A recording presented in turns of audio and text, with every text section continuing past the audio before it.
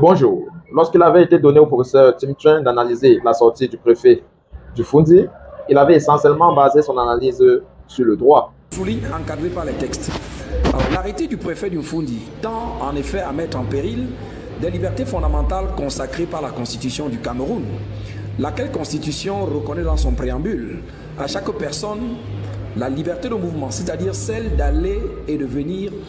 Aujourd'hui, Dieudonné Essomba, économiste, donne une analyse politique à la sortie du préfet de Fundi et dit que le MNC en réalité pêche parce qu'elle est gagnée par des professeurs en droit qui veulent interpréter la politique en droit. Suivons le recadrage de Dieudonné Essomba jusqu'à la fin et donnez-moi votre impression. À très bientôt. Non, non, non. Je dis bien les héritiers des billards, parmi lesquels les héritiers biologiques et les héritiers idéologiques. De leur côté, sont à Yaoundé. C'est un message extrêmement clair que si vous voulez faire des insurrections, allez les faire chez vous, pas à Yaoundé. Ah, mais il n'y a pas que des étrangers qui sont susceptibles de tenir un discours séditieux. Non, je vous dis, non, moi je vous donne l'interprétation politique. Sur le plan judiciaire, il y a un traitement. Celui qui appelle l'insurrection, je crois, c'est M. Yandimou qui maîtrise tout ce qui est dit là-bas, tout ce que le préfet a évoqué là-bas, a un traitement judiciaire. Donc c'est lui qui viole ces lois. Il y a des lois qui le punissent. Le préfet n'avait pas besoin de cet arrêté. Mais cet arrêté est plutôt un message qui rappelle les années de Brest de 1990. À savoir que les héritiers de billets disent qu'il n'y aura pas d'insurrection à Yaoundé. Celui qui tente une insurrection sera expulsé. Voilà le message authentique de ce message. Il est critiquable ce message ou non? Non, moi je suis là pour l'analyse. Je suis là pour l'analyse et je vous dis que ce message s'inscrit dans l'ordre normal de la compétition de plus en plus violente pour le contrôle du pouvoir unitaire. Je ne pense pas que ce soit le véritable problème. Est-ce que ce message, en l'occurrence, viole les dispositions constitutionnelles? Allez demander ça à Abessara Nyamdi. Moi, je ne suis pas là pour... Je ne suis pas spécialiste du droit. Je vous dis que, en tant qu'observateur, le préfet sait bien que... C'est quelqu'un qui connaît le droit. Il sait bien que les délits ou crimes qu'il soulève là ont déjà un traitement judiciaire. Il le sait. Donc tout ce qu'il aurait pu dire, c'est que c'est lui qui pose ces actes, la loi sera dure. C'est tout. Mais quand il vous dit que vous serez, soit le cas, Yaoundé va rester zen comme dans les années 1990. C'est ce que le message dit. Et c'est lui qui va. Et c'est important ou pas? C'est important de le rappeler. Non, me demandez pourquoi cette question. Moi, je suis ici pour faire l'analyse. Je ne suis pas là pour donner mon jugement de valeur. D'accord. Je suis là pour expliquer, pour donner mon interprétation. Monsieur Soba, excusez-moi, mais ce n'est pas un problème de valeur. Le prof a brillamment expliqué la situation en parlant notamment des dispositions légales. Mais il a parlé de la Constitution. Je sais que le prof est très bien, mais la vérité c'est que l'article 26 de la Constitution dit clairement que tout ça relève du domaine de la loi. Tout à fait.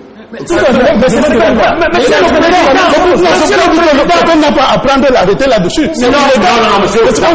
Cette question ne s'adresse pas à moi. Ce n'est pas moi qui ai pris l'arrêté. Il faut être factuel.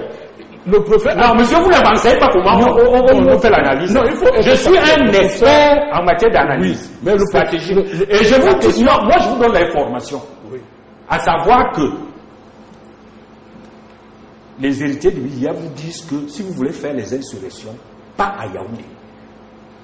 Prenez ça pour dit. Oui, mais c'est mon explication. Maintenant, le Cameroun ne se limite pas à Yaoundé. Maintenant, c'est pour ça que les gens vous disent. Allez faire vos insurrections. Il faut parce que c'est ça qui a été fait avant 1990. Mais il faut que l'un avec vous. Le président des partis, vous ne comprenez rien. Le Cameroun ne se limite pas à Yaoundé. Vous ne comprenez rien des débats. Votre discours n'est pas. Moi, je suis un analyste et j'analyse. Non, mais ce discours n'est pas admissible. Mais non, vous pouvez pas.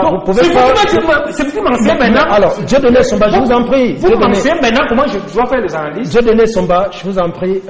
C'est très rarement qu'il s'emporte, Dieudonné Somba. Il vous dit, sur le plan juridique et judiciaire, le préfet sait qu'il y a des dispositions de la loi qui condamnent ce qu'il dénonce, le préfet. Maintenant, sur le plan politique, Dieudonné Somba vous dit, il faut que vous compreniez, que nous comprenions que le préfet met une sorte de paravent, de garde-fou par rapport à ce qui pourrait survenir.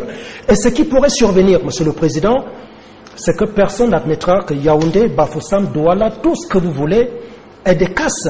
Ah, mais là, vous ajoutez, voilà, que personne... ça. Non, mais lui, il est le prophète d'une Fundi. C'est ça que... Mais il parle au nom d'une Fundi, Monsieur le Président.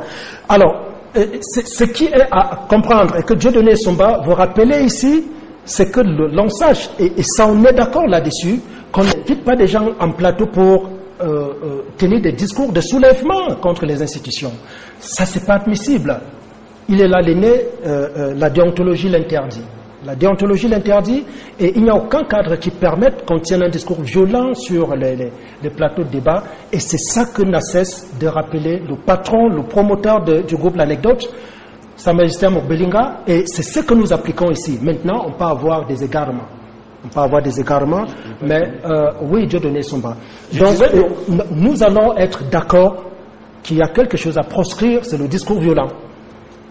Ça, c'est clair. Dieudonné Somba va ressortir. Je n'approuve pas. J'ai vu l'arrêté, j'ai dit, comme il y a déjà un traitement judiciaire, normalement, la seule attitude raisonnable du préfet, c'est de rappeler les dispositions de la loi contre les gens qui appellent à la haine, à l'insurrection. Oh, c'est tout. Mais maintenant, lorsqu'il dit, il ajoute, lui, que vous serez expulsé, c'est un message politique clair. Et le message politique, au regard de l'histoire, c'est que les insurrections, on n'en aura pas à Yaoundé. D'accord, ok. Nous allons, je vous l'ai dit, essayer d'évoluer. On va parler bientôt de la liberté d'expression. Et s'il n'y a pas des extrapolations dans l'interprétation de cette loi, et même dans la façon dont certains organes tiennent à museler les médias, à museler la presse, on va parler de tout cela. Mais, docteur Hugues-François Onana, en dehors des mises en garde comme celle du préfet, comme le décret du préfet, que doit-on faire pour atténuer les discours de rabaissement et des outrages que l'on note aujourd'hui, des outrages qui sont parfois insupportables ou à peine supportables? Nous devons tous, dans un même élan de patriotisme, devenir des enseignants, des objecteurs de conscience. Chacun à son niveau. Que nous soyons politiciens, politistes, économistes, hommes d'affaires, de la société civile, nous devons avoir un seul discours. Parce qu'il n'y a pas deux Cameroun. Il y a un seul Cameroun. Cette guerre-ci, elle nous appartient à tous. N'en déplaise à ceux qui croient que le Cameroun c'est pour eux. Non, le Cameroun c'est pour nous tous. Et nous avons tous le devoir de le protéger. Alors, je voulais dire qu'il ne faut pas éloigner le discours du préfet du contexte de la gouvernance globale. En analysant son arrêté, il faut convoquer ici un certain nombre de principes de gouvernance. Parce que j'ai bien aimé lorsque vous avez rappelé fort opportunément ici que le préfet Djikden est le préfet de Fundi. Il n'est pas le préfet du Ngorketunda, du Vori, de tout ce que vous voulez. Il est le préfet de Fundi. Il a agi dans le cadre de la circonscription administrative qui lui est conférée. Peut-être que il a des informations que le citoyen ordinaire n'a pas. Vous savez que l'affaire du pouvoir, là, c'est très délicat. Le préfet n'est pas fou, il ne s'est pas levé comme ça. Et il a eu des informations. Et il sait qu'est-ce qu'il vise et qui il vise. Mais est-ce qu'il n'y a pas derrière, de façon sous-jacente, une menace à la liberté de la presse? Non. Vous, journaliste, est-ce que vous toléreriez que l'on menace les libertés fondamentales? Non, je ne peux pas le tolérer. J'ai d'ailleurs écrit un livre dans lequel j'ai indexé cette loi du 19 décembre 1990. C'est des textes révolutionnaires qui donnent donc, c'est sur la liberté de presse et d'association.